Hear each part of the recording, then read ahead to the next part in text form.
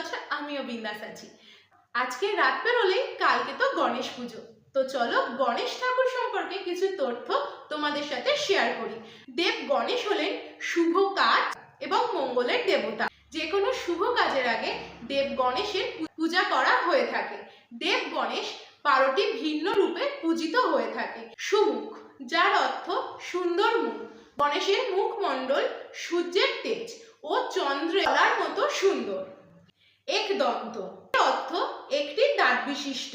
গণেশের একটি দাঁত পরশুরামের সাথে যুদ্ধ করতে গিয়ে ভেঙে গেছিল।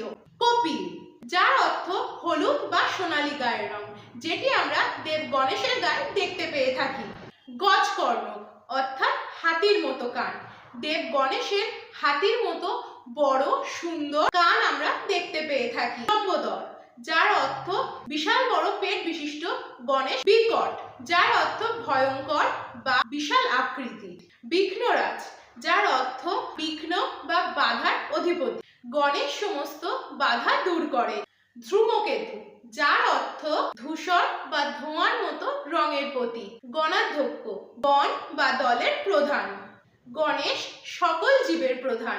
ভামোদর, যার অর্থ যিনি আনন্দ এবং সমৃদ্ধি দান করেন। একদন্ত, অর্থাৎ যিনি এক দাঁত বিশিষ্ট। শূর, যার অর্থ সাহসী বা বীর।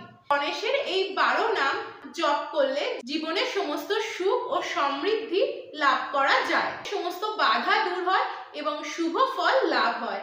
তাহলে তোমরা কি ভাবছো? গণেশ পুজোর দিন তোমরাও গণেশের এই 12 নাম জপ করতে ভুলো না। তাহলে চলো আজকের জন্য এইটুকুই। ওকে, বাই।